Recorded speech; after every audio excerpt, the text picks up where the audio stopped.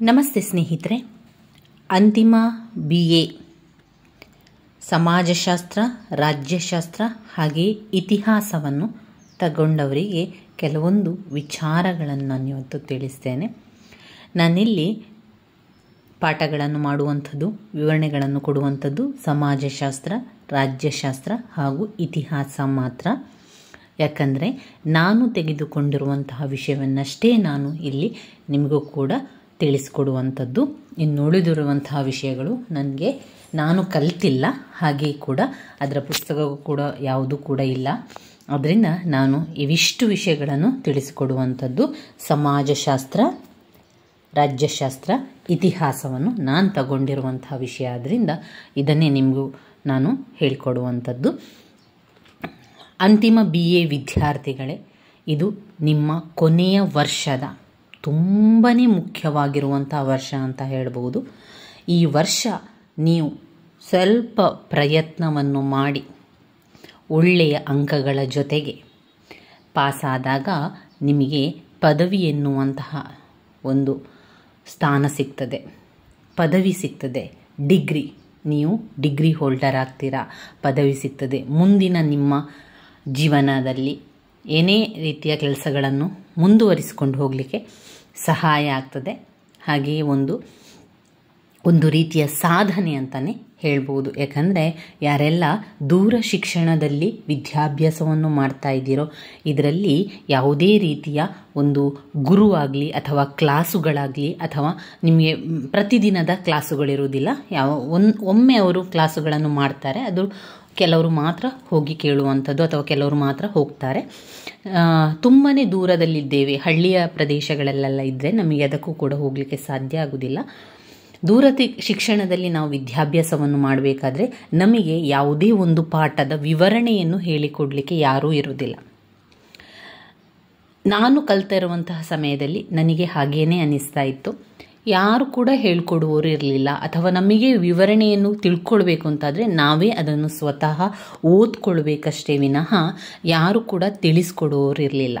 ತುಂಬಾ ಕಷ್ಟ ಆಗ್ತಾಯಿತ್ತು, ತುಂಬಾ ದುಃಖ ಕೂಡ ಬರ್ತಾಯಿತ್ತು. ಕೆಲವೊಂದು ಬಾರಿ ಈ ಪುಸ್ತಕಗಳನ್ನು ನೋಡಿದಾಗ ಭಯ ಆಗುವುದರ ಜೊತೆಗೆ ಅಳು ಕೂಡ ಬರ್ತಾಯಿತ್ತು. ಇದು ಯಾವ ರೀತಿ ಓದಬೇಕಪ್ಪ, ಇದರ ಬಗ್ಗೆ ನಮಗೆ ಒಂದು ಮಾಹಿತಿಯನ್ನು ಕೊಡಲಿಕ್ಕೆ ಯಾರೂ ಇಲ್ಲ ಎನ್ನುವಂತಹ ಒಂದು ಭಯ. ಅಷ್ಟೇ ಅಲ್ಲದೆ ಅದರ ಜೊತೆಗೆ ನಮಗೇನಿರ್ತದೆ ಅಂದರೆ ಇಷ್ಟು ಪುಸ್ತಕಗಳಿದೆ, ಇಷ್ಟೊಂದು ದಪ್ಪ ಪುಸ್ತಕಗಳನ್ನು ಕೂಡ ಕೊಟ್ಟಿರ್ತಾರೆ. ಈ ವರ್ಷ ನನ್ನ ಅಂತಿಮ BA ವರ್ಷ, ನಾನು ಯಾವ ರೀತಿ ಪಾಸ್ ಮಾಡಿಕೊಳ್ಬೇಕು, ಇದನ್ನು ಪಾಸ್ ಮಾಡಿದರೆ ಮಾತ್ರ ನನಗೆ ಪದವಿ ಸಿಗುವಂಥದ್ದು, ಡಿಗ್ರಿ ಹೋಲ್ಡರ್ ಅಂತ ಅನ್ನಿಸುವಂಥದ್ದು. ಆದ್ದರಿಂದ ಈ ಪುಸ್ತಕಗಳನ್ನೆಲ್ಲ ನೋಡಿದಾಗ ನನಗೆ ಮೊದಲಿಗೆ ಭಯ ಕೂಡ ಆಗಿತ್ತು, ಹಾಗೆ ಅದರ ಜೊತೆಗೆ ದುಃಖ ಕೂಡ ಬರ್ತಾ ಇತ್ತು. ನಾವು ಯಾವಾಗ ಪ್ರತಿದಿನದ ತರಗತಿಗೆ ಹೋದಾಗ ಅಲ್ಲಿ ನಮಗೆ ಟೀಚರ್ಸ್ಗಳು ನಮಗೆ ಅದರ ಬಗ್ಗೆ ತಿಳಿಸ್ಕೊಡ್ತಾರೆ, ಪಾಠಗಳನ್ನೆಲ್ಲ ಮಾಡ್ತಾರೆ, ನೋಟ್ಸ್ಗಳನ್ನು ಕೊಡ್ತಾರೆ, ಪಾಯಿಂಟ್ಸ್ಗಳನ್ನು ತಿಳಿಸ್ಕೊಡ್ತಾರೆ, ಮುಖ್ಯವಾಗಿರುವಂತಹ ಇಂಪಾರ್ಟೆಂಟ್ ಕ್ವಶನ್ಸ್ಗಳನ್ನೆಲ್ಲ ಕೊಡ್ತಾರಲ್ವ. ಆದರೆ ಇಲ್ಲಿ ಎಲ್ಲವನ್ನು ಕೂಡ ನಾವೇ ಮಾಡಿಕೊಳ್ಬೇಕು. ಇಲ್ಲಿ ಪ್ರತಿಯೊಂದು ವಿಷಯ ತಯಾರಿಯನ್ನು ನಾವು ಮಾಡಿಕೊಳ್ಬೇಕು. ಈ ಇಂಥ ಪರಿಸ್ಥಿತಿಯಲ್ಲಿ ನಾವು ಎಲ್ಲವನ್ನು ಕೂಡ ಮಾಡಿಕೊಂಡು ಹೋಗಿ ಪರೀಕ್ಷೆಯನ್ನು ಬರೀಬೇಕಾಗ್ತದೆ. ಅದರಿಂದ ಅಂತಿಮ BA ವರ್ಷ ತುಂಬಾ ಮುಖ್ಯವಾಗಿರುವಂಥ ವರ್ಷ ಸ್ನೇಹಿತರೆ. ಸ್ವಲ್ಪ ಪ್ರಯತ್ನ ಪಡಿ, ಖಂಡಿತವಾಗಿಯೂ ಕೂಡ ಪ್ರತಿಯೊಬ್ಬರೂ ಕೂಡ ನೀವು BA ಪಾಸ್ ಆಗ್ತೀರಾ, ಹಾಗೆ ಪದವಿ ಕೂಡ ನಿಮಗೆ ಸಿಗ್ತದೆ. ಸ್ವಲ್ಪ ಪ್ರಯತ್ನ ಮಾಡಬೇಕು. ಇವತ್ತಿನಿಂದಲೇ ಓದಲಿಕ್ಕೆ ಆರಂಭ ಮಾಡಿ. ಪ್ರತಿ ದಿವಸ 1 ಗಂಟೆಗಳ ಕಾಲ ಓದಲಿಕ್ಕೆ ಅಂತ ತೆಗೆದಿಡುವಂಥದ್ದು. ಅಂದರೆ ನೀವು ಏನು ಮಾಡಿ ಅಂದರೆ ಪ್ರತಿ ದಿವಸ ಮಾಡುವಂತಹ ಕೆಲಸಗಳನ್ನು ಸ್ವಲ್ಪ ಪರೀಕ್ಷೆಯ ನಂತರ ಕೇಳಿ, ಆವಾಗ ನಿಮಗೆ ಆ ಸಮಯವನ್ನು ಓದಲಿಕ್ಕೆ ಸಹಾಯ ಆಗ್ತದೆ.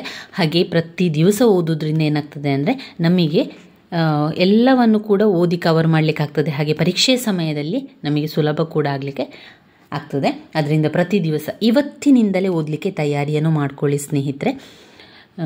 ಆರಂಭದಲ್ಲಿ ನಮಗೆ ಓದಲಿಕ್ಕೆ ಕಷ್ಟ ಆಗ್ತದೆ. ಅಂದರೆ ಆರಂಭದಲ್ಲಿ ನಮಗೆ ಅದರ ಬಗ್ಗೆ ಏನೂ ಗೊತ್ತಿರೋದಿಲ್ಲ. ಆವಾಗ ನಮಗೇನೆ ಏನನ್ನಿಸ್ತದೆ, ಇದು ಏನೂ ಕೂಡ ನಮ್ಮ ತಲೆಗೆ ಹೋಗುವುದಿಲ್ಲ, ಹೇಗೆ ಓದುವಂಥದ್ದು ಅಂತ ನಮಗೆ ಅನ್ನಿಸ್ತಾನೆ ಇರ್ತದೆ. ಆದರೆ 1 ಬಾರಿ 2 ಬಾರಿ ಓದಿದ ನಂತರ 3ನೇ ದಿವಸಕ್ಕಾಗುವಾಗ ನಾವು ಅದರೊಳಗೆ ಆ ವಿಷಯದ ಒಳಗೆ ಇಳಿಲಿಕ್ಕೆ ಆರಂಭ ಆಗ್ತೇವೆ. ಹಾಗೆ ನಾವು ಅಂತಿಮ BA ಎನ್ನುವಂತಹದ್ದು ನಮಗೆ ಯಾವತ್ತು ಓದ್ತಾ ಓದ್ತಾ ನಾವು ಎಲ್ಲ ವಿಷಯವನ್ನು ಕಲಿತಾ ಹೋಗ್ತೇವೆ. ಇದರಲ್ಲಿ ಮುಖ್ಯವಾಗಿ ನೀವೇನು ಮಾಡಬೇಕು ಅಂದರೆ, ಆರಂಭದಲ್ಲಿ ನಾನು ಎಲ್ಲ ವಿಡಿಯೋದಲ್ಲಿ ಕೂಡ ಅದನ್ನೇ ಹೇಳ್ತಾ ಇರುವಂಥದ್ದು, ಆರಂಭದಲ್ಲಿ ಗುರುತನ್ನು ಹಾಕ್ಕೊಳ್ಳಿ.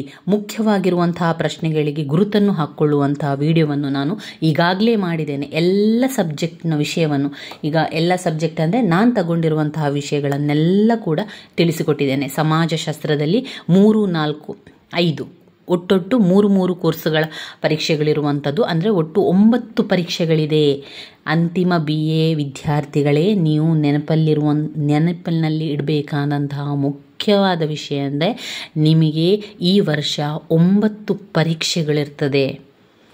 ಪ್ರತಿಯೊಂದು ವಿಷಯದಲ್ಲಿ 3 ಕೋರ್ಸ್ಗಳಿರೋದ್ರಿಂದ 3 ಕೋರ್ಸ್ಗಳದ್ದು ಕೂಡ ಪ್ರತ್ಯೇಕವಾದ ಪರೀಕ್ಷೆಗಳಿರ್ತದೆ. ಕೋರ್ಸ್ 3, 4, 5 ಸಮಾಜಶಾಸ್ತ್ರದಲ್ಲಿ, ರಾಜ್ಯಶಾಸ್ತ್ರದಲ್ಲಿ, ಇತಿಹಾಸದಲ್ಲಿಯೂ ಕೂಡ 3 ವಿಷಯಗಳಿರೋದ್ರಿಂದ ನಾವು 9 ಪರೀಕ್ಷೆಗಳನ್ನು ಬರೀಬೇಕಾಗ್ತದೆ. ಆರಂಭದಲ್ಲಿ ನಮಗೆ ಅನ್ನಿಸ್ತದೆ ಈ 9 ದಿವಸಗಳು ಅಥವಾ 9 ಪರೀಕ್ಷೆಗಳನ್ನು ಯಾವ ರೀತಿ ಬರೆಯುವುದು ಅಂತ. ಅದಕ್ಕೆಲ್ಲ ಮೊದಲು ಚಿಂತೆ ಮಾಡಬೇಡಿ, ಟೆನ್ಷನ್ ಮಾಡಬೇಡಿ, ಆರಾಮದಲ್ಲಿ ಓದ್ತಾ ಹೋಗಿ. ಆದರೆ ಓದದೆ ಇರಬೇಡಿ. ಪ್ರತಿ ದಿವಸ ಓದ್ಕೊಳ್ಳಿ. ಪ್ರತಿ ದಿವಸ ಒಂದೊಂದು ವಿಷಯವನ್ನಾದರೂ ಕೂಡ ಓದಲಿಕ್ಕೆ ಪ್ರಯತ್ನ ಪಡಿ. ಬ್ಲಾಕ್ 1, 2, 3, 4 ಪ್ರತಿಯೊಂದು ಬ್ಲಾಕಿನಿಂದಲೂ 2 ಪ್ರಶ್ನೆಯನ್ನಾದರೂ ಕೂಡ ಕಲಿಬೇಕಾಗ್ತದೆ. ಈಗ ಮೊದಲಿಗೆ ನಾನು ಹೇಳುವಂಥದ್ದು, ಎಲ್ಲ ವಿಷಯದ ಗುರುತನ್ನು ಹಾಕ್ಕೊಳ್ಳಿ. ಇವತ್ತು ನಿಮ್ಮ ಕೆಲಸ ಏನು ಅಂದರೆ ಗುರುತನ್ನು ಹಾಕ್ಕೊಳ್ಳುವ ಕೆಲಸ. ಈ ಗುರುತನ್ನು ಹಾಕ್ಕೊಳ್ಳುವಂಥ ಕೆಲಸ ಒಂದೇ ದಿವಸದಲ್ಲಿ ಮುಗಿಸಲಿಕ್ಕೆ ಸಾಧ್ಯ. ಏನು ಕಷ್ಟ ಇಲ್ಲ. ನಾನು ಕೊಟ್ಟಿರುವಂಥ ವಿಡಿಯೋಗಳನ್ನು ನೀವು ನೋಡಿ ಗುರುತನ್ನು ಹಾಕ್ಕೊಂಡ್ರೆ ಒಂದೇ ದಿವಸದಲ್ಲಿ ಗುರುತನ್ನು ಹಾಕ್ಕೊಳ್ಬೋದು. ಒಂದು ವೇಳೆ ಇಲ್ಲ, ನಿಮ್ಮ ವಿಡಿಯೋವನ್ನು ನೋಡಿ ಹಾಕೋದಿಲ್ಲ, ನಾನೇ ನೋಡಿ ಹಾಕ್ತೇನೆ ಅಂತಂದರೆ ಖಂಡಿತವಾಗಿಯೂ ಅದೇ ರೀತಿ ಮಾಡಿಕೊಳ್ಳಿ. ಗೂಗಲಿಗೆ ಹೋಗಿ ಅಲ್ಲಿ KSOU ಓಲ್ಡ್ ಕ್ವಶನ್ ಪೇಪರ್ ಅಂತ ಹಾಕಿ ಅದರಲ್ಲಿ UG PG ಎಲ್ಲ ಆಪ್ಷನ್ ಬರ್ತದೆ. ಅದನ್ನು ನೋಡಿಕೊಂಡು UGಯನ್ನು ಹಾಕ್ಕೊಂಡು ಗ್ರ್ಯಾಜುಯೇಷನ್ ಅದನ್ನು ಹಾಕ್ಕೊಂಡು ಅದರಲ್ಲಿ ಪ್ರಥಮ ವರ್ಷ, ದ್ವಿತೀಯ ವರ್ಷ, ತೃತೀಯ ವರ್ಷ ಎಲ್ಲ ಇರ್ತದೆ. First year, second year, third year ಅಂತ ಇರ್ತದೆ. ಅದನ್ನು ಹಾಕ್ಕೊಂಡು ನೀವು ಯಾವ ವರ್ಷದ್ದು ಹಾಕಿ ಆ ಹಳೆಯ ಪ್ರಶ್ನೆ ಪತ್ರಿಕೆಯನ್ನು ನೋಡಿ ಗುರುತನ್ನು ಹಾಕ್ಕೊಳ್ಳಿ. ನಾನು ಕೂಡ ಅದೇ ರೀತಿ ಮಾಡಿರುವಂಥದ್ದು. 2-3 ವರ್ಷದ ಹಳೆಯ ಪ್ರಶ್ನೆ ಪತ್ರಿಕೆ 2020 ನೋಡಿದ್ದೇನೆ, 2022 ನೋಡಿದ್ದೇನೆ, ಕೆಲವೊಂದು 2023 ಈ ರೀತಿಯಾಗಿ ನೋಡಿ ಗುರುತನ್ನು ಹಾಕ್ಕೊಂಡಿರುವಂಥದ್ದು. ಆದ್ದರಿಂದ ಅದೇ ರೀತಿಯಾಗಿ ಗುರುತನ್ನು ಹಾಕ್ಕೊಳ್ಳಿ. ಇಷ್ಟು ಮಾಡಿದರೆ ನೀವು ಕಾಲುವಾಸಿಯಷ್ಟು ಆರಂಭ ಮಾಡಿದ್ದೀರಿ ಅಂತ ನಿಮ್ಮ ಮನಸ್ಸಿಗೆ ಒಂದು ರೀತಿಯ ನೆಮ್ಮದಿ ಕೂಡ ಸಿಗ್ತದೆ. ಚಿಂತೆ ಮಾಡಬೇಡಿ, ಯಾವ ವಿಷಯಕ್ಕೂ ಕೂಡ ಚಿಂತೆ ಮಾಡಬೇಡಿ. 3 ವಿಷಯಗಳಿರ್ತದೆ. ಇದರಲ್ಲಿ ಮತ್ತೊಂದು ವಿಷಯ ಏನು ಅಂದರೆ, ಸಮಾಜಶಾಸ್ತ್ರ ಪ್ರತಿಯೊಂದು ಕೋರ್ಸ್ನಲ್ಲೂ ಕೂಡ ಒಂದು ಪುಸ್ತಕದ ವಿಷಯ ಸ್ವಲ್ಪ ಕಷ್ಟ ಇರ್ತದೆ. ಯಾವ ವಿಷಯವೂ ಕಷ್ಟ ಇಲ್ಲ, ಓದಿದರೆ ಅದನ್ನು ಎಲ್ಲವೂ ಕೂಡ ಸುಲಭನೇ. ಆದರೆ ಜನರಲ್ ಆಗಿರುವಂಥ ವಿಷಯಗಳನ್ನು ಬಿಟ್ಟರೆ ಕೆಲವು ಸಮಾಜಶಾಸ್ತ್ರಜ್ಞರ ಬಗ್ಗೆ ಇರುವಂತಹ ಕೋರ್ಸ್ ಇದೆ. ಅದನ್ನೆಲ್ಲ ಸ್ವಲ್ಪ ಜಾಸ್ತಿ ತಯಾರಿಯನ್ನು ಮಾಡಿಕೊಳ್ಬೇಕಾಗ್ತದೆ. ಯಾಕಂದರೆ ಅದರಲ್ಲಿ ಪಾಯಿಂಟ್ಸ್ಗಳೆಲ್ಲ ಇರುವುದಿಲ್ಲ, ನಾವೇ ಸ್ವಲ್ಪ ವಿವರಣೆಯನ್ನು ಕೊಡಬೇಕಾಗ್ತದೆ. ಇನ್ನು ಈ ರೀತಿಯಾಗಿ ಗುರುತನ್ನು ಹಾಕ್ಕೊಳ್ಳಿ. ಗುರುತನ್ನು ಹಾಕ್ಕೊಂಡ ನಂತರ ಎಲ್ಲ ಕೋರ್ಸ್ಗಳನ್ನು ಬೇರೆ ಬೇರೆಯಾಗಿಡಿ. ನಂತರ ನೀವು ಯಾವ ಸಬ್ಜೆಕ್ಟನ್ನು ಮೊದಲು ಓದ್ತಿರೋ ಅದನ್ನು ಆರಂಭ ಮಾಡಿಕೊಳ್ಳಿ. ಸುಲಭವಿರುವಂಥದ್ದನ್ನೇ ಮೊದಲಿಗೆ ಆರಂಭ ಮಾಡುವ. ಸಮಾಜಶಾಸ್ತ್ರದಲ್ಲಿ ಕೋರ್ಸ್ 3ರಲ್ಲಿರುವಂಥದ್ದು, ಕೋರ್ಸ್ 3 ತುಂಬಾ ನಮ್ಮ ಸುತ್ತಮುತ್ತ ಆಗು ಹೋಗುವಂತಹ ವಿಷಯಗಳು, ಅಂದರೆ ಜನರಲ್ ಆಗಿರುವಂತಹ ವಿಷಯಗಳು ಹೆಚ್ಚಿರೋದ್ರಿಂದ ಇದನ್ನು ಮೊದಲು ಓದಿ ಮುಗಿಸಿಕೊಳ್ಳಿ. ಇದರಲ್ಲಿ ನಗರದ ಬೆಳವಣಿಗೆ, ನಗರದ ಸಮಸ್ಯೆಗಳು, ಗ್ರಾಮೀಣ ಸಮಸ್ಯೆಗಳು, ಕೃಷಿಯಲ್ಲಿರುವಂತಹ ಸಮಸ್ಯೆಗಳು, ಜಮೀನ್ದಾರ ಪದ್ಧತಿ, ಅದರ ಬಗ್ಗೆ ಎಲ್ಲ ಇರೋದ್ರಿಂದ ಇದೆಲ್ಲ ಕೂಡ ಆರಾಮದಲ್ಲಿ ಅರ್ಥ ಆಗ್ತದೆ. ಪಾಯಿಂಟ್ಸ್ಗಳನ್ನು ಸರಿಯಾಗಿ ಕಲ್ತ್ಕೊಳ್ಳಿ. ಪಾಯಿಂಟ್ಸ್ಗಳನ್ನು ಒಂದು ಪೇಪರಲ್ಲಿ ಬರೆದಿಟ್ಕೊಳ್ಳಿ. ಒಂದು ವೇಳೆ ನೀವು ಒಂದು ಪ್ರಶ್ನೆಯನ್ನು ಬರೆಯುವಂಥದ್ದು, ಈಗ ಗ್ರಾಮೀಣ ಸಮಾಜಶಾಸ್ತ್ರದ ಪ್ರಾಮುಖ್ಯತೆ ಅಥವಾ ವಸ್ತು ವಿಷಯವನ್ನು ಅಂತ ಹೇಳಿ ಅದರ ಪಾಯಿಂಟ್ಸನ್ನು ಮಾತ್ರ ಬರೀರಿ. ಅದಾದ ನಂತರ ಗ್ರಾಮೀಣ ಸಮಾಜಶಾಸ್ತ್ರ ಗುಣಲಕ್ಷಣಗಳು ಪಾಯಿಂಟ್ಸ್ ಮಾತ್ರ ಬರೀರಿ. ಗ್ರಾಮೀಣ ಮತ್ತು ನಗರದ ತುಲನೆ ಎನ್ನುವಂಥದ್ದನ್ನು ಪಾಯಿಂಟ್ಸ್ ಮಾತ್ರ ಬರಿತಾ ಹೋಗಿ. ಈ ರೀತಿಯಾಗಿ ಬರೆಯೋದ್ರಿಂದ ಏನು ಸಹಾಯ ಆಗ್ತದೆ ಅಂದರೆ, ನೀವು ಬೆಳಗಿನ ಹೊತ್ತಿನಲ್ಲಿ ಬಸ್ಸಿನಲ್ಲಿ ನೀವು ಹೋಗ್ತಾ ಇದ್ದೀರಿ ಅಂತಾದರೆ ನಿಮಗೆ ಬಸ್ಸಲ್ಲಿ ಕೂತ್ಕೊಂಡು ಓದ್ಕೊಳ್ಬೋದು ಅಂತಾದರೆ ಅದನ್ನು ಪಾಯಿಂಟ್ಸ್ಗಳನ್ನು ಮಾತ್ರ ಕೂತ್ಕೊಂಡು ಕಲಿತಾ ಹೋಗಿ. ನೀವು ಕೆಲಸ ಮಾಡುವ ಜಾಗದಲ್ಲಿ ಸ್ವಲ್ಪ ಫ್ರೀ ಇದ್ದೀರಾ ಅಂತಾದರೆ ಅಥವಾ ಕೆಲಸಗಳು ಸ್ವಲ್ಪ ಕಡಿಮೆ ಇದೆ ಅಂತಾದರೆ ಅಂತಹ ಸಮಯದಲ್ಲಿ ಆ ಪೇಪರನ್ನು ತೆಗೆದು ಓದಲಿಕ್ಕೆ ಆರಂಭ ಮಾಡಿ. ಪಾಯಿಂಟ್ಸ್ಗಳನ್ನು ಸರಿಯಾಗಿ ಕಲಿಯಿರಿ. ನೀವು ಯಾವ ರೀತಿ ಕಲಿತೀರೋ ಆ ರೀತಿ ಕಲಿಯಿರಿ. ಬಾಯ್ಪಾಠ ಮಾಡಿ ಆದರೂ ಕಲಿಯಿರಿ, ಅರ್ಥ ಮಾಡಿಕೊಂಡಾದರೂ ಕಲಿಯಿರಿ. ನಾನೇನು ಮಾಡ್ತಾ ಇದ್ದೆ ಅಂದರೆ ಆರಂಭದಲ್ಲಿ ಸ್ವಲ್ಪ ಅರ್ಥ ಮಾಡಿಕೊಂಡು ಅದು ಯಾವ ರೀತಿ ವಿಷಯ ಇದೆ ಎನ್ನುವಂಥದ್ದನ್ನು ತಿಳ್ಕೊಂಡು ನನಗೆ ನಾನೇ ವಿವರಣೆಯನ್ನು ಕೊಡುವಂತಹ ಕೆಲಸವನ್ನು ಮಾಡ್ತಾ ಇದ್ದೆ. ಅರ್ಥ ಮಾಡಿಕೊಂಡು ಓದ್ಕೊಳ್ತಾ ಇದ್ದೆ. ಕೆಲವೊಂದು ಅರ್ಥ ಮಾಡಿ ತಲೆಗೆ ಹೋಗ್ತಾ ಇರಲಿಲ್ಲ ಅಂತ ಅನಿಸಿದರೆ ಆಗ ಬಾಯ್ಪಾಠ ಮಾಡಿ ಕೂಡ ಕಲಿತಾ ಇದ್ದೆ. ಕೆಲವೊಂದು ಪಾಯಿಂಟ್ಸ್ಗಳನ್ನು ಬಾಯ್ಪಾಠ ಮಾಡುವಂಥದ್ದು, ಕೆಲವೊಂದು ಪಾಯಿಂಟ್ಸ್ಗಳನ್ನು ಅರ್ಥ ಮಾಡಿಕೊಂಡು ಓದ್ಕೊಳ್ಳುವಂಥ ಕೆಲಸಗಳನ್ನು ಮಾಡ್ತಾಯಿದ್ದೆ. ಒಮ್ಮೆ ಪಾಯಿಂಟ್ಸ್ಗಳನ್ನು ಓದಿದ ನಂತರ, ಒಮ್ಮೆ ಪಾಯಿಂಟ್ಸ್ಗಳನ್ನು ಕಲಿತ ನಂತರ ನೋಡದೆ ಮತ್ತೊಮ್ಮೆ ಪಾಯಿಂಟ್ಸ್ಗಳನ್ನು ಹೇಳುವಂಥದ್ದು, ಆ ರೀತಿಯ ತಯಾರಿಯನ್ನು ಕೂಡ ಮಾಡಿಕೊಳ್ಳಿ ಸ್ನೇಹಿತರೆ. ಅಂತಿಮ BA ವರ್ಷದ ವಿದ್ಯಾರ್ಥಿಗಳು, ನೀವು ಇನ್ನು ಸಮಯವನ್ನು ಹಾಳು ಮಾಡಬೇಡಿ. ಇವತ್ತಿನಿಂದಲೇ ಓದಲಿಕ್ಕೆ ಆರಂಭ ಮಾಡಿ. ಈ ಒಂದು ವರ್ಷ ನೀವು ಸ್ವಲ್ಪ ಕಷ್ಟಪಟ್ಟರೆ ನೀವು ಡಿಗ್ರಿ ಹೋಲ್ಡರ್ ಆಗ್ತೀರಾ. ನಿಮಗೆ ಡಿಗ್ರಿ ಪದವಿ ಸಿಗ್ತದೆ. ಈ ಪದವಿ ನಿಮಗೆ ತುಂಬಾ ಮುಖ್ಯವಾಗಿರುವಂಥದ್ದು. ಆದ್ದರಿಂದ ಈ 3 ವರ್ಷದಲ್ಲಿ ಈ 3ನೇ ವರ್ಷಕ್ಕೆ ನೀವು ಬಂದಿದ್ದೀರಾ. ಪ್ರಯತ್ನ ಪಡಿ ಸ್ನೇಹಿತರೆ, ಖಂಡಿತವಾಗಿಯೂ ಸಾಧ್ಯ ಆಗ್ತದೆ. ಸ್ವಲ್ಪ ಪ್ರಯತ್ನ ಪಡಿ. ಹಾಗೆಯೇ ನಿಮ್ಮ ಮೇಲೆ ನಿಮಗೆ ನಂಬಿಕೆ ಇರಲಿ. ನಾನು ಖಂಡಿತವಾಗಿಯೂ ಮಾಡ್ತೇನೆ, ನಾನು ಖಂಡಿತವಾಗಿಯೂ ಪಾಸ್ ಆಗ್ತೇನೆ, ನಾನು ಇವತ್ತಿನಿಂದಲೇ ಓದಲಿಕ್ಕೆ ತಯಾರಿಯನ್ನು ಮಾಡ್ತೇನೆ ಎನ್ನುವಂತಹ ಒಂದು ದೃಢ ಸಂಕಲ್ಪವನ್ನು ಮಾಡಿಕೊಳ್ಳಿ. ಆಗಿಯೇ ಆಗ್ತದೆ. ನಿಮ್ಮ ಮನಸ್ಸಿಗೂ ಕೂಡ ಆ ಒಂದು ಓದುವಂಥ ಆಸಕ್ತಿ ಕೂಡ ಬರ್ತದೆ. ಕೆಲವೊಮ್ಮೆ ಏನು ಅನ್ನಿಸ್ತದೆ ಅಂದರೆ ಬೇಡ, ಯಾವುದು ಬೇಡ, ಯಾಕೆ ಓದಬೇಕು, ಇನ್ನೊಮ್ಮೆ ಓದುವ, ನಾಳೆ ಓದುವ, ನೆಕ್ಸ್ಟ್ ವೀಕ್ ಓದುವ, ಅಥವಾ ಪರೀಕ್ಷೆ ಹಿಂದಿನ ದಿವಸ ಓದಿದರೆ ಸಾಕು ಎನ್ನುವಂತೆಲ್ಲ ಯೋಚನೆಗಳು ನಮ್ಮ ತಲೆಯಲ್ಲಿ ಬರ್ತದೆ. ಅದನ್ನೆಲ್ಲ ಕಿವಿ ಕೊಡಬೇಡಿ ಸ್ನೇಹಿತರೆ. ನಿಮ್ಮ ಮನಸ್ಸನ್ನು ಆ ವಿಷಯದಲ್ಲಿ ಯಾವತ್ತೂ ಕೇಳಬೇಡಿ. ಇವತ್ತಿನಿಂದಲೇ ಓದಲಿಕ್ಕೆ ಆರಂಭ ಮಾಡಿ. ನಿಮ್ಮ ಮನಸ್ಸನ್ನು ನೀವೇ ಹತೋಟಿಗೆ ತಗೊಳ್ಬೇಕು. ನೀವೇ ಪ್ರತಿ ದಿವಸ ಆ ಮನಸ್ಸಿಗೆ ಹೇಳಿ, ಓದಬೇಕು, ನೀನು ಏನಾದರೂ ಒಂದು ಸಾಧಿಸಬೇಕು, ಒಂದು 10 ಜನರ ಎದುರು ನೀನು ಕೂಡ ಏನಾದರೂ ಒಂದು ಸಾಧಿಸಿ ತೋರಿಸಬೇಕು, ನಿನ್ನ ಕಾಲ ಮೇಲೆ ನೀನು ನಿಲ್ಲಬೇಕು, ನೀನು ಕೂಡ ಒಂದು ಪದವಿಯನ್ನು ಪಡೆದು ಎಲ್ಲರಂತೆ ಒಂದು ಉತ್ತಮವಾದ ಜೀವನವನ್ನು ನಾನು ನಡೆಸಬೇಕಾದ್ರೆ ನಾನು ಇವತ್ತು ಓದಬೇಕು. ಪರೀಕ್ಷೆಗೆ ಇರುವಂಥದ್ದು ಸ್ವಲ್ಪವೇ ದಿವಸ, ಅಷ್ಟು ಓದಿದರೆ ಸಾಕು. ಅದಾದ ನಂತರ ನೀವು ಮುಂದಿನ ಪ್ರತಿ ದಿವಸದ ಜೀವನ ಯಾವ ರೀತಿ ಇರ್ತದೆ ಅದೇ ರೀತಿ ಮಾಡ್ತಾ ಹೋಗ್ಬೋದು. ಈಗ ಮಾತ್ರ ಒಂದು ಸ್ವಲ್ಪ ಓದಲಿಕ್ಕೆ ಇರುವಂಥದ್ದು. ಆ ಸ್ವಲ್ಪ ಸಮಯವನ್ನು ಓದಲಿಕ್ಕೆ ತಯಾರಿಯನ್ನು ಮಾಡಿಕೊಳ್ಳಿ ಸ್ನೇಹಿತರೆ. ಈಗ ಸ್ವಲ್ಪ ಕಷ್ಟಪಟ್ಟರೆ ಖಂಡಿತವಾಗಿಯೂ ಮುಂದೆ ಸುಖ ಇದೆ, ಖುಷಿ ಇದೆ, ಎಲ್ಲ ಕೂಡ ಸಿಗ್ತದೆ. ಅದರಿಂದ ಇವತ್ತಿನಿಂದಲೇ ಆ ಒಂದು ತಯಾರಿಯನ್ನು ಮಾಡಿಕೊಳ್ಳಿ. ಮೊದಲಿಗೆ ಇವತ್ತು ನೀವೇನು ಮಾಡಿ ಅಂದರೆ ಕೋರ್ಸ್ 3ರಲ್ಲಿರುವಂಥ ಸಮಾಜಶಾಸ್ತ್ರದ ಕೋರ್ಸ್ 3ರ ಗುರುತನ್ನು ಹಾಕ್ಕೊಳ್ಳಿ. ಈ ಗುರುತನ್ನು ನಾನು ಈಗಾಗಲೇ ಹೇಳಿದ್ದೇನೆ. ಯಾರೆಲ್ಲ ಅದನ್ನು ನೋಡಲಿಲ್ವೋ ಇದರಲ್ಲಿ ಆದರೂ ಕೂಡ ನೋಡಿ ಗುರುತನ್ನು ಹಾಕ್ಕೊಳ್ಳಿ. ಆಯಿತಾ? ನೋಡಿ, ಇದೆಲ್ಲ ಕೂಡ ತುಂಬಾ ಇಂಪಾರ್ಟೆಂಟ್ ಆಗಿರುವಂಥ ವೆರಿ ಇಂಪಾರ್ಟೆಂಟ್ ಕ್ವಶನ್ಸ್ಗಳು. ಇದೆಲ್ಲ ಕೂಡ ರಿಪೀಟ್ ಆಗಿ ಬಂದಿರುವಂತಹ ಪ್ರಶ್ನೆಗಳು ಸ್ನೇಹಿತರೆ. ಇವು ಒಂದೊಂದು ಸಲ ಬಂದಿರುವಂಥದ್ದಲ್ಲ, ಪದೇ ಕೇಳಿರುವಂತಹ ಪ್ರಶ್ನೆಗಳು. ಈ ಪ್ರಶ್ನೆಗಳನ್ನೆಲ್ಲ ಅವರು ಏನು ಮಾಡ್ತಾರೆ ಅಂದರೆ, ಒಂದು ಪ್ರಶ್ನೆ ಪತ್ರಿಕೆಯಲ್ಲಿ 15 ಅಂಕಕ್ಕೆ ಕೊಟ್ಟಂತಹ ಪ್ರಶ್ನೆಗಳನ್ನು ಮತ್ತೊಂದು ಪರೀಕ್ಷೆಯಲ್ಲಿ 10 ಅಂಕಕ್ಕೆ ಕೊಡ್ತಾರೆ, ಮತ್ತೊಂದು ಪರೀಕ್ಷೆಯಲ್ಲಿ 5 ಅಂಕಕ್ಕೂ ಕೂಡ ಕೊಡ್ತಾರೆ. ಎಲ್ಲ ಕೂಡ ಬದಲಾವಣೆಯನ್ನು ಮಾಡಿಕೊಡ್ತಾರೆ ವಿನಃ ಪ್ರಶ್ನೆಗಳನ್ನಲ್ಲ. ಅದೇ ಪ್ರಶ್ನೆ, ಅದೇ ಉತ್ತರ, ಆದರೆ ಅಂಕಗಳು ಮಾತ್ರ ಬದಲಾವಣೆಗಳು ಆಗ್ತಾ ಇರ್ತದೆ. 5 ಅಂಕಕ್ಕೆ ಕೊಟ್ಟ ಪ್ರಶ್ನೆ 10 ಅಂಕಕ್ಕೂ ಕೂಡ ಕೊಡ್ತಾರೆ, 15 ಅಂಕಕ್ಕೂ ಕೂಡ ಕೊಡ್ತಾರೆ. ಆದ್ದರಿಂದ ನಾವು ಎಲ್ಲವನ್ನು ಓದಬೇಕಾದ್ರೆ ಪಾಯಿಂಟ್ಸನ್ನು ಸರಿಯಾಗಿ ಕಲಿತ್ಕೊಳ್ಳಿ. ಮತ್ತೊಂದು ವಿಷಯ ಯಾವತ್ತೂ ನೆನಪಲ್ಲಿರಬೇಕು, ಪ್ರಶ್ನೆ ಪತ್ರಿಕೆ ನಿಮ್ಮ ಕೈಯಲ್ಲಿ ಬಂದಾಗ ಸಮಯವನ್ನು ಹಾಳು ಮಾಡಬಾರ್ದು. ಬರಿತಾನೇ ಹೋಗಬೇಕು. ಆಲೋಚನೆ ಮಾಡಿಕೊಂಡು ಕೂತ್ಕೊಳ್ಬೇಡಿ. ಎಲ್ಲ ಪ್ರಶ್ನೆಗೂ ಉತ್ತರವನ್ನು ಬರೆದು ಬನ್ನಿ. ಯಾವುದನ್ನು ಕೂಡ ಸ್ಕಿಪ್ ಮಾಡಬೇಡಿ, ಯಾವುದು ಕೂಡ ಬಿಟ್ಟು ಬರಬೇಡಿ. ತುಂಬ ಜನ ಹೇಳುವುದನ್ನು ಕೇಳಿದ್ದೇನೆ ನಾನು, ನನಗೆ ಆ ಪ್ರಶ್ನೆಗೆ ಉತ್ತರ ಗೊತ್ತಿರಲಿಲ್ಲ, ಹಾಗೆ ನಾನು ಬರೀಲಿಲ್ಲ, ನನಗೆ ಸಮಯ ಸಾಕಾಗಲಿಲ್ಲ, ನಾನು ಬರೀಲಿಲ್ಲ ಎನ್ನುವಂತಹ ಮಾತುಗಳು ಕೇಳಿ ಬರ್ತದೆ. ಆದರೆ ಆ ರೀತಿಯ ತಪ್ಪನ್ನು ಮಾಡಬೇಡಿ ಸ್ನೇಹಿತರೆ. ಪ್ಲೀಸ್, ದಯಮಾಡಿ ನಾನು ಹೇಳ್ತಾ ಇರುವಂಥದ್ದು, ಬಿಟ್ಟು ಬರಬೇಡಿ. ಉತ್ತರವನ್ನು ಬಿಟ್ಟು ಬರಬೇಡಿ. ಆ ಪ್ರಶ್ನೆಗೆ ನಿಮಗೆ ಉತ್ತರ ಗೊತ್ತೇ ಇಲ್ಲ ಅಂತ ಅಂದ್ಕೊಳ್ಳುವ. ಅದಕ್ಕೆ ಸಂಬಂಧಪಟ್ಟಂಥ ವಿಷಯಗಳು ನಿಮ್ಮ ತಲೆಗೆ ಯಾವುದಾದ್ರೂ ಯೋಚನೆಗಳು ಬರ್ತದಲ್ವಾ, ಆ ಪ್ರಶ್ನೆಯನ್ನು ಒಮ್ಮೆ ಓದ್ಕೊಳ್ಳಿ, 2 ಸಲ ಓದ್ಕೊಳ್ಳಿ. ಆ ಪ್ರಶ್ನೆ ಏನು, ಆ ಪ್ರಶ್ನೆಯಲ್ಲಿರುವಂತಹ ವಿಷಯಗಳು ನಿಮ್ಮ ಮನಸ್ಸಲ್ಲಿ ಬಂದಾಗ ನಿಮ್ಮ ಮನಸ್ಸಿಗೆ ಏನೆಲ್ಲ ತೋಚ್ತದೆ, ನಿಮ್ಮ ಮನಸ್ಸಿಗೆ ಏನೆಲ್ಲ ಉತ್ತರಗಳು ಹೊಳಿತದೆ, ಅದನ್ನೆಲ್ಲ ಬರಿತಾ ಹೋಗಿ ಸ್ನೇಹಿತರೆ. ಇನ್ನು ಸಮಯ ಇಲ್ಲ ಅಂತ ಆದಾಗ ತುಂಬ ಫಾಸ್ಟಾಗಿ ಬರೀಲಿಕ್ಕೆ ಆರಂಭ ಮಾಡಿ. ಸಮಯವನ್ನು ನೋಡಿಕೊಂಡು ಅಂದರೆ ನಿಮ್ಮಲ್ಲಿ ವಾಚ್ ಇರುತ್ತದೆ ಅಥವಾ ಪರೀಕ್ಷೆಯ ಹಾಲಲ್ಲಿ ಗಡಿಯಾರ ಎಲ್ಲ ಇರ್ತದಲ್ವ, ಅದನ್ನು ನೋಡಿಕೊಂಡು ಸಮಯವನ್ನು ಅಡ್ಜಸ್ಟ್ ಮಾಡಿಕೊಂಡು ನೀವು ಬರಿತಾ ಹೋಗಬೇಕು. ಕೊನೆಯ ಪ್ರಶ್ನೆಗೆ ಸಮಯ ಇಲ್ಲ ಅಂತ ಹೇಳಿ ಬಿಟ್ಟು ಬರಬಾರ್ದು. ಆದಷ್ಟು ಬರೀಲಿಕ್ಕೆ ಆರಂಭ ಮಾಡಿ. 5 ಅಂಕದ ಪ್ರಶ್ನೆಗಳು ಕೊಟ್ಟಾಗ ನೀವು ಅರ್ಧ ಗಂಟೆಯ ಒಳಗೆ ಅದನ್ನು ಬರೆದಾಗಬೇಕು.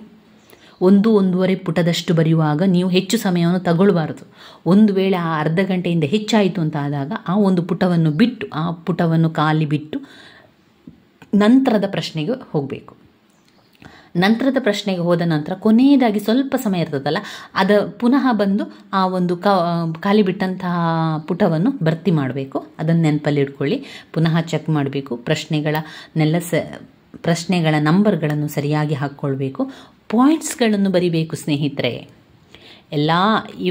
ಈಗ ನೀವು ಅಂತಿಮ BA ವಿದ್ಯಾರ್ಥಿಗಳು, ರಾಜ್ಯಶಾಸ್ತ್ರ ಇರ್ಬೋದು, ಇತಿಹಾಸ ಇರ್ಬೋದು, ಸಮಾಜಶಾಸ್ತ್ರ ಇರ್ಬೋದು, 3ರಲ್ಲಿಯೂ ಕೂಡ ಪಾಯಿಂಟ್ಸ್ಗಳಿರ್ತದೆ. ಕೆಲವೊಂದು ವಿಷಯಗಳಿಗೆ ಪಾಯಿಂಟ್ಸ್ಗಳು ಇಲ್ಲದಾಗ ನಾವು ಪಾಯಿಂಟ್ಸನ್ನು ನಾವೇ ಪಾಯಿಂಟ್ಸ್ಗಳನ್ನು ಸೃಷ್ಟಿ ಮಾಡಬೇಕು. ನಾವೇ ಪಾಯಿಂಟ್ಸ್ಗಳನ್ನು ಹಾಕಿ ಅದನ್ನು ಬರಿತಾ ಹೋಗಬೇಕು.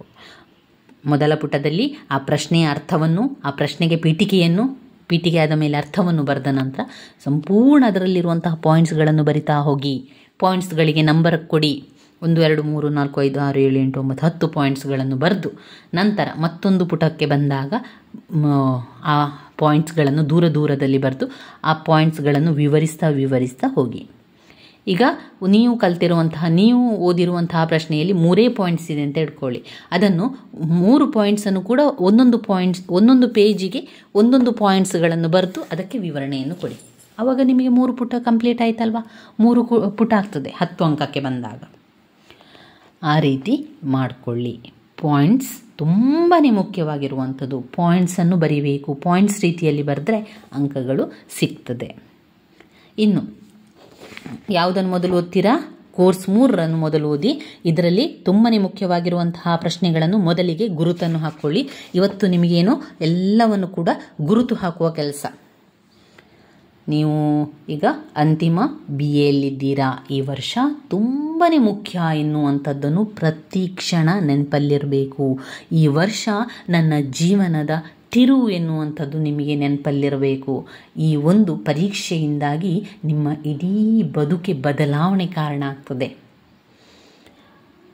ಅದರಿಂದ ಚೆನ್ನಾಗಿ ಓದಿ ಸ್ನೇಹಿತರೆ. ಸಮಯ ಸಿಕ್ಕಾಗ ಎಲ್ಲ ಓದ್ಕೊಳ್ಳಿ. ಸಮಯ ಇಲ್ಲ ಅಂತ ಹೇಳುವಂಥದ್ದು ಸರಿ, ಪ್ರತಿಯೊಬ್ಬರು ಅದನ್ನು ಒಪ್ಕೊಳ್ಳೇಬೇಕು. ಯಾಕಂದರೆ ನಾವು ದೂರ ಶಿಕ್ಷಣವನ್ನು ಮಾಡ್ತಾ ಇದ್ದೇವೆ. ಕಾರಣ ಏನು ಅಂದರೆ ನಮಗೆ ಬೆಳಿಗ್ಗೆ ಬೇರೆ ಕೆಲಸಗಳಿರ್ತದೆ, ಬೇರೆ ಕೆಲಸಕ್ಕೆ ನಾವು ಕೂಡ ಹೋಗ್ತಾ ಇರ್ತೇವೆ. ಅಂತಹ ಸಂದರ್ಭದಲ್ಲಿ ಮನೆಗೆ ಬಂದ ನಂತರ ಮನೆ ಕೆಲಸಗಳೆಲ್ಲ ಇರ್ತದೆ. ಅದಾದ ನಂತರ ನಾವು ಓದಬೇಕಲ್ವ. ಪ್ರತಿಯೊಬ್ಬರೂ ಕೂಡ ಈ ಒಂದು ಕಷ್ಟವನ್ನು ಅನುಭವಿಸ್ತಾ ಇದ್ದಾರೆ. ದೂರ ಶಿಕ್ಷಣದಲ್ಲಿ ನಾವು ವಿದ್ಯಾಭ್ಯಾಸ ಮಾಡಬೇಕು, ನಾವು ಕೂಡ ಪದವಿಯನ್ನು ಪಡಿಬೇಕು, ಡಿಗ್ರಿ ಹೋಲ್ಡರ್ ಆಗಬೇಕು ಎನ್ನುವಂತಹ ಕಾರಣದಿಂದ ನಾವೆಲ್ಲರೂ ಕೂಡ BAಗೆ ಕಟ್ಟಿರುವಂಥದ್ದು.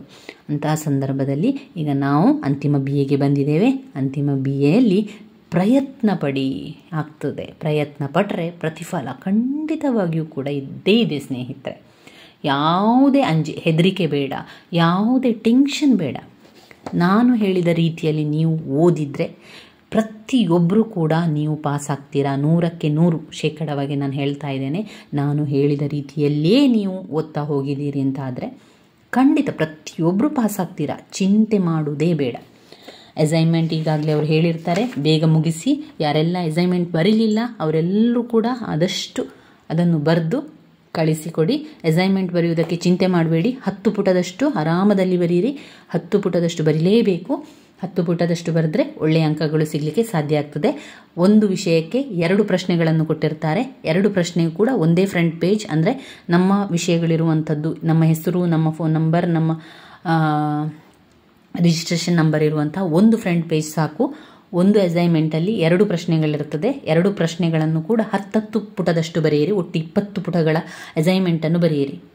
ಸಾಧ್ಯ ಆಗಲಿಲ್ಲ ಅಂತಾದರೆ ಕಡಿಮೆ ಅಂದರೆ 8 ಪುಟದಷ್ಟಾದರೂ ಕಡಿಮೆ ಬನ್ನಿ. ಇನ್ನೂ ಕಡಿಮೆ ಬರಬೇಡಿ, ನಿಮಗೆ ಕಡಿಮೆ ಅಂಕ ಸಿಗ್ತದೆ. ಇದು ನನಗೆ ಆದ ಅನುಭವ.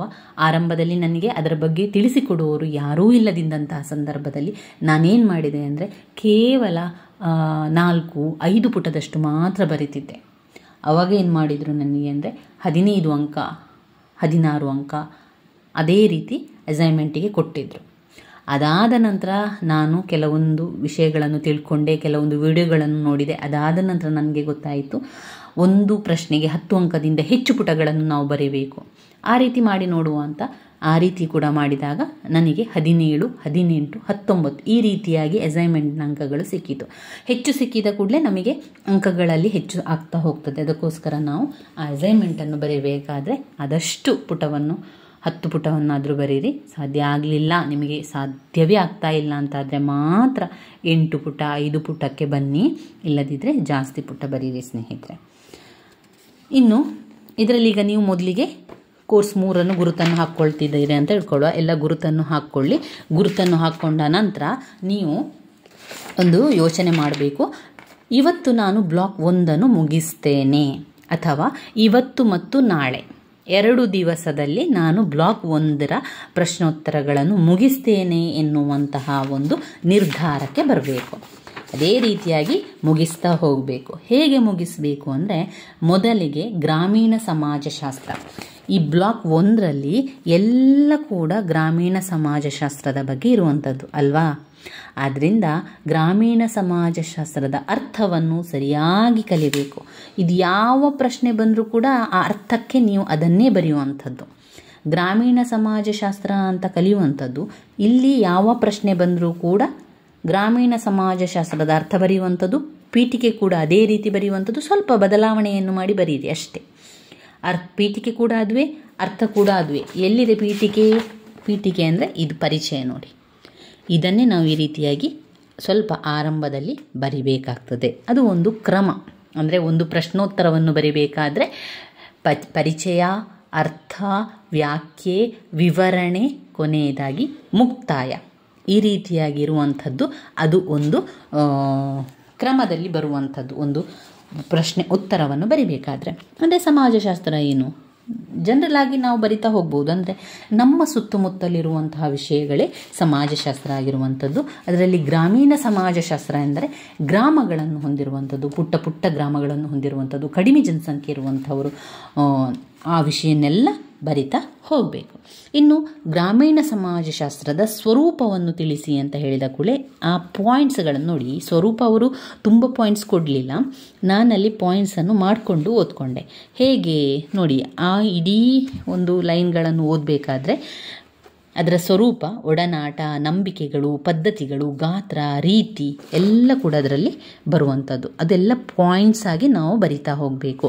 ಒಂದು ಗ್ರಾಮೀಣ ಸಮಾಜಶಾಸ್ತ್ರದ ಸ್ವರೂಪ ಅಂದರೆ ಮೇಲ್ಮೈ ನಮಗೆ ಕಾಣುವಂಥದ್ದೇನು? ಒಂದು ಗ್ರಾಮೀಣ ಸಮಾಜ ಅಂತ ಹೇಳಿದ ಕೂಡಲೇ ನಮ್ಮದೊಂದು ಹಳ್ಳಿ ಅಂತ ಇಟ್ಕೊಳ್ಳುವ. ಈಗ ನಾನು ಒಂದು ಹಳ್ಳಿಯಲ್ಲಿದ್ದೇನೆ. ನನ್ನ ಹಳ್ಳಿಯ ಬಗ್ಗೆ ಇಲ್ಲಿ ನಾನು ಬರೆಯುವಂಥದ್ದು. ನಮ್ಮ ಹಳ್ಳಿಯ ಸ್ವರೂಪ ಹೇಗೆ? ಅಲ್ಲಿ ಒಂದು ಸಣ್ಣದಾದ ಗಾತ್ರ ಇದೆ, ನಮ್ಮದೇ ಆದ ಒಂದು ನಂಬಿಕೆಗಳಿದೆ, ನಮ್ಮದೇ ಆದ ಒಂದು ಒಡನಾಟ ಇದೆ, ಅಲ್ಲಿ ನಮ್ಮದೇ ಆದಂತಹ ಪದ್ಧತಿಗಳಿದೆ, ರೀತಿ ನೀತಿಗಳಿದೆ, ವೃತ್ತಿ ಇದೆ, ರಚನೆ ಇದೆ, ಬೆಳವಣಿಗೆಯ ರೀತಿ, ಸ್ಥಾನ, ಮಾನ ಎಲ್ಲ ಕೂಡ ನಾವು ಯೋಚನೆ ಮಾಡಬೇಕಾಗ್ತದೆ. ನಾನೀಗ ಉದಾಹರಣೆಯಾಗಿ ನಾನೊಂದು ಹಳ್ಳಿಯಲ್ಲಿದ್ದೇನೆ. ಆ ಹಳ್ಳಿಯಲ್ಲಿ ಒಂದು ಪುಟ್ಟದಾದ ಗಾತ್ರ ಇದೆ, ಪುಟ್ಟದಾದ ಸಮುದಾಯಗಳೆಲ್ಲ ಇರ್ತದೆ, ಮನೆಗಳೆಲ್ಲ ಇರ್ತದೆ. ಆಮೇಲೆ ನಮ್ಮದು ರೀತಿ ನೀತಿ ಬೇರೆ ರೀತಿ ನೀತಿಗಳೆಲ್ಲ ಇರ್ತದೆ. ನಮ್ಮಲ್ಲಿ ಉಡುಗೆ ತೊಡುಗೆಗಳು, ನಮ್ಮದೇ ಆದ ಉಡುಗೆ ತೊಡುಗೆಗಳಿರ್ತದೆ, ನಮ್ಮದೇ ಆದ ರೀತಿ ನೀತಿಗಳಿರ್ತದೆ, ನಮ್ಮದೇ ಆದ ಧರ್ಮ ಇರ್ತದೆ, ನಮ್ಮದೇ ಆದ ಒಂದು ಪದ್ಧತಿಗಳಿರ್ತದೆ, ಸಂಸ್ಕೃತಿ ಇರ್ತದೆ. ಆಮೇಲೆ ಬೆಳವಣಿಗೆ ರೀತಿ, ನಮ್ಮ ಒಡನಾಟಗಳು, ನಮ್ಮ ಒಂದು ಪ್ರೀತಿ, ವಾತ್ಸಲ್ಯ, ಹಾರೈಕೆ, ಇದನ್ನೆಲ್ಲವನ್ನು ಕೂಡ ನಾವು ಸ್ವರೂಪದಲ್ಲಿ ಬರಿಬೇಕಾಗ್ತದೆ. ಅರ್ಥ ಮಾಡಿಕೊಳ್ಳಿ. ಅರ್ಥ ಮಾಡಿಕೊಂಡು ಓದ್ಕೊಂಡ್ರೆ ಇದು ಯಾವತ್ತೂ ನೆನಪಲ್ಲಿರುವಂತಹ ಉತ್ತರ ಆಗಿರ್ತದೆ. ಪದೇ ಪದೇ ಓದಬೇಕಾದ್ರೆ ನಿಮಗೆ ಅದೆಲ್ಲ ಕೂಡ ನೆನಪಾಗ್ತದೆ. ನೀವು ಆ ಪ್ರದೇಶದಲ್ಲಿದ್ದೀರಾ, ನೀವು ಆ ಸ್ಥಾನದಲ್ಲಿದ್ದೀರಾ ಅಂತ ಹೇಳಿಕೊಂಡು ಅರ್ಥ ಮಾಡಿಕೊಂಡ್ರೆ ಬೇಗ ಎಲ್ಲ ಉತ್ತರವು ಬಂದು ಬಿಡ್ತದೆ ಸ್ನೇಹಿತರೆ. ಏನು ಕಷ್ಟ ಇಲ್ಲ, ಎಲ್ಲ ಸುಲಭ ಇದೆ. ಆರಾಮದಲ್ಲಿ ಎಲ್ಲ ಚಿಂತೆ ಬಿಟ್ಟು ಓದಲಿಕ್ಕೆ ಕೂತ್ಕೊಳ್ಳಿ. ಚಿಂತೆ ಇಲ್ಲದವರು ಯಾರಿದ್ದಾರೆ ಹೇಳಿ? ಪ್ರತಿಯೊಂದು ಮನೆಯಲ್ಲಿಯೂ ಪ್ರತಿಯೊಬ್ಬರ ಮನಸ್ಸಲ್ಲಿಯೂ ಕೂಡ ಅವರದೇ ಆದ ಚಿಂತೆಗಳಿರ್ತದೆ ಅಲ್ವಾ? ಚಿಂತೆಗಳನ್ನು ಪಕ್ಕಕ್ಕಿಡುವ. ಏನೇ ಆದರೂ ಕೂಡ ಒಳ್ಳೆಯದಕ್ಕೆ, ಆಗುವುದೆಲ್ಲವೂ ಒಳ್ಳೆಯದಕ್ಕೆ, ಮುಂದೆ ಆಗಲಿಕ್ಕಿರುವಂಥದ್ದು ಅದೂ ಕೂಡ ಒಳ್ಳೆಯದಕ್ಕೆ ಅಂತ ಮನಸ್ಸಿಗೆ ಹೇಳಿಕೊಳ್ಳಿ. ಆರಾಮಾಗಿರಿ, ಖುಷಿಯಾಗಿರಿ. ಇವತ್ತು ಓದುವಂಥ ಸಮಯ ಅಂತ ಹೇಳಿ ಓದಲಿಕ್ಕೆ ಆರಂಭ ಮಾಡಿ. ಇನ್ನು ಗ್ರಾಮೀಣ ಸಮಾಜಶಾಸ್ತ್ರದ ವ್ಯಾಖ್ಯೆಯನ್ನು ಬರಿಬೇಕು. ಏನು ವ್ಯಾಖ್ಯೆ? ಯಾವುದಾದ್ರೂ ಒಂದು ವ್ಯಾಖ್ಯೆಯನ್ನು ತಗೊಳ್ಳಿ. ಈಗ ಯಾರು ಹೇಳಿದ ಒಬ್ಬರ ವ್ಯಾಖ್ಯೆಯನ್ನು ತಗೊಂಡ್ರೆ, ಗ್ರಾಮೀಣ ಸಮಾಜಶಾಸ್ತ್ರವನ್ನು ಗ್ರಾಮೀಣ ಪರಿಸರದಲ್ಲಿನ ಜೀವನದ ಸಮಾಜಶಾಸ್ತ್ರ ಎಂಬುದಾಗಿ ಹೇಳಿರುವಂಥವರು ಡ್ವೈಟ್ ಸ್ಟ್ಯಾಂಡರ್ಡ್ಸನ್. ಹಾಗೆ 2 ವ್ಯಾಖ್ಯೆ ಇದೆ, ಅದನ್ನು ಕಲಿತುಕೊಳ್ಳಿ. ಇದಾದ ನಂತರ ಗ್ರಾಮೀಣ ಸಮಾಜಶಾಸ್ತ್ರದ ಸ್ವರೂಪ ಆಯಿತಾ. ಅದಾದ ನಂತರ ನೆಕ್ಸ್ಟ್ ಬರುವಂಥದ್ದು ಯಾವುದು ನೋಡಿಕೊಂಡು ಹೋಗಿ. ಇಂಪಾರ್ಟೆಂಟ್ ಆಗಿರುವಂಥದ್ದನ್ನು ಗುರುತನ್ನು ಹಾಕಿಡಬೇಕು. ನೋಡಿ ಇಲ್ಲಿ ನಾನು ನೋಡಿ ಯಾವ ರೀತಿ ಗುರುತನ್ನು ಹಾಕ್ಕೊಂಡಿದ್ದೇನೆ ಅಂತ. ಇಲ್ಲಿ ಹೊರಗಡೆಯಲ್ಲಿ ನೀವು ಇಂಪಾರ್ಟೆಂಟ್ ಆಗಿರುವಂಥದ್ದು ಈ ರೀತಿ ಗುರುತನ್ನು ಹಾಕ್ಕೊಳ್ತೀರಾ. ಇನ್ನು ಪುಟವನ್ನು ತಿರುಗಿಸ್ತಾ ಅಲ್ಲಿ ನೀವು ನೋಡ್ತಾ ಹೋಗಬೇಕು. ಇಲ್ಲಿ ಕೂಡ ಬರಿಬೇಕು. ಇದು 15 ಅಂಕಕ್ಕೆ ಬಂದಿದೆ. ಸಾಮಾಜಿಕ ವಿಕಾಸದ ಹಂತಗಳು, ಮಾನವನ ಅಲೆಮಾರಿ ಜೀವನ ಅಥವಾ ಗ್ರಾಮೀಣ ಸಮಾಜಶಾಸ್ತ್ರದ ಬೆಳವಣಿಗೆ ಅಲ್ಲ, ವಿಕಾಸ. ಗ್ರಾಮೀಣ ಸಮಾಜಶಾಸ್ತ್ರದ ವಿಕಾಸದ ಹಂತಗಳು ಅಥವಾ ಅಲೆಮಾರಿ ಜೀವನಗಳು. ಇಲ್ಲಿ ನೀವು ಗುರುತನ್ನು ಹಾಕ್ಕೊಳ್ಳಿ. ಹಾಗೆ ಪಾಯಿಂಟ್ಸ್ಗಳಿಗೆ ಗುರುತನ್ನು ಹಾಕ್ಕೊಳ್ಳಿ. ಒಂದು ವೇಳೆ ನೀವು ಪೇಪರಲ್ಲಿ ಪಾಯಿಂಟ್ಸನ್ನು ಬರಿತೀರಿ ಅಂತಾದರೆ ಈ ಪಾಯಿಂಟ್ಸನ್ನು ಮಾತ್ರ ಬರೀರಿ ಸಾಕು. ಆಹಾರ ಸಂಗ್ರಹಣ ಹಂತ, ಬೇಟೆಯಾಡುವ ಹಂತ, ಹುಲ್ಲುಗಾವಲಿನ ಹಂತ, ಭೂ ಸಾಗುವಳಿಯ ಹಂತ, ಬೂದಿ ಸಾಗುವಳಿಯ ಹಂತ, ಈ ಒಂದು ಪಾಯಿಂಟ್ಸ್ಗಳನ್ನು ಮಾತ್ರ ಅಲ್ಲಿ ಬರೆದ್ರೆ ಸಾಕು. ಆ ಪಾಯಿಂಟ್ಸ್ಗಳನ್ನೇ ಕಲ್ತ್ರಾಯಿತು. ಈ ಪಾಯಿಂಟ್ಸನ್ನು ಅರ್ಥ ಮಾಡ್ಕೊಳ್ಳಿ. ಆಹಾರ ಸಂಗ್ರಹಣೆ ಅಂತ ಏನು? ಈಗ ಮನುಷ್ಯರು ಬೆಳವಣಿಗೆ ಆಗ್ತಾ ಅಂದರೆ ಅಲೆಮಾರಿ ಜೀವನವನ್ನು ಮಾಡ್ತಾ ಹೋದ್ರು, ವಿಕಾಸ ಆಗ್ತಾ ಹೋಗ್ತು. ಮೊದಲು ನೀವು ಹೇಳುವುದನ್ನು ಕೇಳಿದ್ರಿ, ಮಂಗಗಳಿಂದ ಮಾನವ ಆಗಿರುವಂಥದ್ದು. ಅದೇ ರೀತಿಯಲ್ಲಿ ಜನರು ಏನು ಅಂದರೆ ಒಂದೇ ಕಡೆಯಲ್ಲಿ ನೆಲೆಸಿರ್ತಿರಲಿಲ್ಲ. ಅವರು ಆಹಾರ ಸಂಗ್ರಹಣೆಗೋಸ್ಕರ ಎಲ್ಲ ಕಡೆಗೆ ಹೋಗ್ತಾ ಇದ್ರು. ಆಹಾರವನ್ನು ಮುಂದೆ ಸಿಕ್ಕುವ ಹಾಗೆ ಸಿಕ್ತಾ ಅವರು ಹುಡುಕ್ತಾ ಹೋಗ್ತಾ ಇದ್ರು. ಹಣ್ಣು ಹಂಪಲು ತಿಂತಾ ಇದ್ರು, ಗಡ್ಡೆಗೆಣಸು ತಿಂತಾ ಇದ್ರು. ಒಂದು ಮರದಲ್ಲಿ ಹಣ್ಣು ಹಂಪಲು ಮುಗ್ದಾಗ ಮುಂದೆ ಹೋಗುವಂಥದ್ದು. ಅವರು ಎಲ್ಲಿ ಮುಂದೆ ಹೋಗ್ತಾರೆ ಅಲ್ಲಿ ಅವರ ಜೀವನ, ಅಲ್ಲಿ ಅವರ ನಿದ್ದೆ, ಅಲ್ಲಿಯೇ ಎಲ್ಲ ಕೆಲಸಗಳಾಗುವಂಥದ್ದು. ಅವರಿಗೆ ಒಂದು ಪ್ರತ್ಯೇಕವಾದ ಮನೆ ಅಥವಾ ಪ್ರತ್ಯೇಕವಾದ ಜಾಗ ಅಂತ ಇರ್ತಿರಲಿಲ್ಲ. ಎಲ್ಲಿ ಹುಡುಕ್ತಾ ಹೋಗ್ತಾರೆ, ಆಹಾರ ಎಲ್ಲಿ ಸಂಗ್ರಹಣೆ ಆಗ್ತದೆ ಅಲ್ಲಿಗೆ ಹೋಗುವಂಥದ್ದನ್ನು ಮಾಡ್ತಾಯಿದ್ರು. ಅದ ನಂತರದಲ್ಲಿ ಬೇಟೆಯಾಡುವ ಹಂತವನ್ನು ಕಲಿತ್ಕೊಂಡ್ರು. ಆಹಾರ ಹಣ್ಣು ಹಂಪಲುಗಳು ಸೀಸನ್ ಇರುವಂಥ ಸಂದರ್ಭದಲ್ಲಿ, ಮಳೆಗಾಲ, ಕೆಲವೊಂದು ಸಮಯದಲ್ಲಿ ಮಾತ್ರ ಹಣ್ಣುಗಳು ಸಿಗ್ತಾ ಇತ್ತು, ಕೆಲವೊಂದು ಸಮಯದಲ್ಲಿ ಮಾತ್ರ ಗಡ್ಡೆಗೆಣಸು ಸಿಗ್ತಾ ಇತ್ತು. ಅವರಿಗೆ ಆಗ ಅನಿಸಿತು ಇದೆಲ್ಲ ಮುಗ್ದ ಮೇಲೆ ನಾವೇನು ಮಾಡೋದು ಅಂತ ಅನಿಸ್ತಾ ಇದ್ದಾಗ ಅವರ ಯೋಚನೆಯಾದದ್ದು ಬೇಟೆಯಾಡುವಂಥದ್ದು. ಪ್ರಾಣಿಗಳನ್ನು ಬೇಟೆಯಾಡಿ ಅದನ್ನು ಹಸಿಯಾಗಿ ತಿಂತಾ ಇದ್ರು. ಅದ ನಂತರ ಬೇಯಿಸಿ ತಿನ್ನಲಿಕ್ಕೆ ಕೂಡ ಅವರು ಅಭ್ಯಾಸ ಮಾಡ್ತಾರೆ. ಬೇಟೆಯಾಡಿ ಅವರು ಹುಲ್ಲುಗಾವಲಿನ ಹಂತವನ್ನು ಮಾಡಿದರು. ಅಂದರೆ ಸ್ವಲ್ಪ ಸಮಯ ಆದಾಗ ಅವರು ದನಕರುಗಳನ್ನು ಸಾಕಲಿಕ್ಕೆ ಆರಂಭ ಮಾಡಿದರು, ಕೋಳಿಗಳನ್ನು ಎಲ್ಲ ಸಾಕಲಿಕ್ಕೆ ಆರಂಭ ಮಾಡಿದರು. ಈ ಸಾಕಾಣಿಕೆಯನ್ನು ಮಾಡಿದಂತಹ ಸಂದರ್ಭದಲ್ಲಿ ದನಕರುಗಳಿಗೆ ಹುಲ್ಲು ಬೇಕಲ್ವ, ಅದನ್ನು ಮೇಯಿಸ್ತಾ ಮುಂದೆ ಹೋಗುವಂಥದ್ದು. ಇಲ್ಲಿ ಕೂಡ ಒಂದು ಮನೆ ಇರಲಿಲ್ಲ. ಅವರೇನು ಮಾಡ್ತಾಯಿದ್ರು, ಈ ದನಕರುಗಳನ್ನು ಹುಲ್ಲುಗಾವಲಲ್ಲಿ ಮೇಯಿಸ್ತಾ ಅಲ್ಲೇ ಅವರು ಮಲಗುವಂಥದ್ದು, ಅಲ್ಲೇ ಜೀವನ ಮಾಡುವಂಥದ್ದು ಮಾಡ್ತಾಯಿದ್ರು. ಅದಾದ ನಂತರ ಏನು ಮಾಡಿದರು, ಒಂದು ಕಡೆಯಲ್ಲಿ ನೆಲೆಸಿ ಅಲ್ಲಿ ಭೂಮಿಯನ್ನು ಅಗೆದು ಉತ್ತು ಬಿತ್ತು ಸಾಗುವಳಿಯನ್ನು ಮಾಡ್ತಾಯಿದ್ರು. ಒಂದು ಭತ್ತ ಬೆಳೆಸಲಿಕ್ಕೆ 6 ತಿಂಗಳು 3 ತಿಂಗಳು ಅಂತ ಇದ್ದಾಗ ಅವರು ಅಲ್ಲೇ ನೆಲೆಸ್ತಾ ಇದ್ರು, ಅಲ್ಲೇ ಅವರು ಮನೆಗಳನ್ನು ಕಟ್ಟಿಕೊಳ್ತಾ ಇದ್ರು. ಅವರ ಬೇಸಾಯ ಆರಂಭದ ನಂತರ ಬೇಸಾಯ ಕೊಯ್ಲು ಆದ ನಂತರ ಮತ್ತೊಮ್ಮೆ ಬೇಸಾಯವನ್ನು ಅಲ್ಲೇ ಮಾಡ್ತಾಯಿದ್ರು. ಈ ರೀತಿಯಾಗಿ ಭೂ ಸಾಗುವಳಿ ಅಂತ ಬಂದ ನಂತರ ಅವರು ಅಲ್ಲೇ ಇರ್ತಿದ್ರು. ಅದರಲ್ಲಿ 2 ಪಾಯಿಂಟ್ಸ್ಗಳನ್ನು ಕಾಣ್ಬೋದು. ಭೂ ಸಾಗುವಳಿಯಲ್ಲಿ ಬೂದಿ ಸಾಗುವಳಿ ಮತ್ತು ಭೂ ಸಾಗುವಳಿ ಗುದ್ದಲಿ ನೇಗಿಲುಗಳನ್ನೆಲ್ಲ ಬಳಸಲಿಕ್ಕೆ ಆರಂಭ ಮಾಡಿದರು. ಇದೆಲ್ಲ ಕೂಡ ಇದರಲ್ಲಿ ಬರುವಂಥದ್ದು. ಅದು ಮಾನವ ಜೀವನದ ವಿಕಾಸದ ಹಂತಗಳಲ್ಲಿ ಬರುವಂಥದ್ದು. ಉಗಮ ಮತ್ತು ಬೆಳವಣಿಗೆ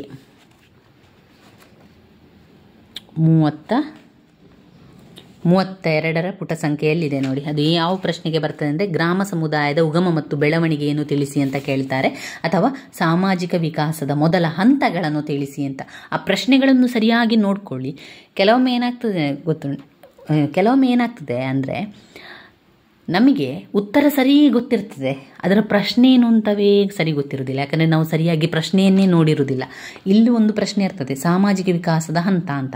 ಅದನ್ನೇ ಅವರು ಪರೀಕ್ಷೆಯಲ್ಲಿ ಗ್ರಾಮ ಸಮುದಾಯದ ಉಗಮ ಮತ್ತು ಬೆಳವಣಿಗೆಯನ್ನು ತಿಳಿಸಿ ಅಂತ ಹೇಳಿದಾಗ ನಾವು ಯೋಚನೆ ಮಾಡ್ತೇವೆ, ನಾವು ಯಾವ ಉತ್ತರ ಇದಕ್ಕೆ ಅಂತ. ನಿಜವಾಗಿ ಅದೇ ಉತ್ತರ, ಆದರೆ ನಮಗೆ ಗೊತ್ತಿರೋದಿಲ್ಲ, ಅಂದರೆ ನಾವು ಸರಿಯಾಗಿ ನೋಡಿರುವುದಿಲ್ಲ.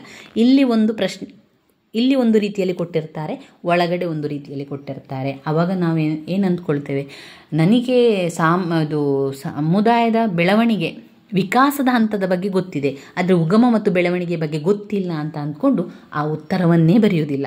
ನೆಕ್ಸ್ಟ್ ಪ್ರಶ್ನೆಗೆ ಹೋಗ್ತೇವೆ. ಆದರೆ ಹೊರಗೆ ಬಂದ ಮೇಲೆ ಪುಸ್ತಕವನ್ನು ನೋಡಿದರೆ ಗೊತ್ತಾಗೋದು ನಮಗೆ, ಇದೇ ಉತ್ತರ ಅಲ್ವಾ, ನಾ ಬರಿಬೇಕಿತ್ತು ಅಂತ ಮತ್ತೆ ಅನಿಸೋದು. ಆದ್ದರಿಂದ ಸರಿಯಾಗಿ ಪ್ರಶ್ನೆಯನ್ನು ಕೂಡ 2 ಸಲ ನೋಡಬೇಕು. ಗ್ರಾಮ ಸಮುದಾಯದ ಉಗಮ ಮತ್ತು ಬೆಳವಣಿಗೆ ಕೂಡ ಅದೇ ಉತ್ತರ, ಅದೇ ರೀತಿ ವಿಕಾಸದ ಹಂತಗಳು ಕೂಡ ಅದೇ ಉತ್ತರ, ಅಥವಾ ಮಾನವನ ಅಲೆಮಾರಿ ಜೀವನಕ್ಕೂ ಕೂಡ ಅದೇ ಉತ್ತರ ಅಂತ ನಮಗೆ ಗೊತ್ತಾಗಬೇಕು. ಈ ಒಂದು ವಿಷಯಗಳನ್ನೆಲ್ಲ ನೆನಪಲ್ಲಿ ಇಟ್ಕೊಳ್ಳಿ ಸ್ನೇಹಿತರೆ. ಮುಂದಿನ ವಿಡಿಯೋದಲ್ಲಿ ನಾನು ಇನ್ನಷ್ಟು ವಿಷಯಗಳನ್ನು ವಿಡಿಯೋ ಮಾಡಿ ಹಾಕ್ತೇನೆ. ನಿಮಗೆಲ್ಲರಿಗೂ ಕೂಡ ಈ ವಿಡಿಯೋಸ್ ಎಲ್ಲ ಇಷ್ಟ ಆಗಿದ್ದರೆ ಲೈಕ್ ಕೊಡಿ ಸ್ನೇಹಿತರೆ. ಧನ್ಯವಾದಗಳು.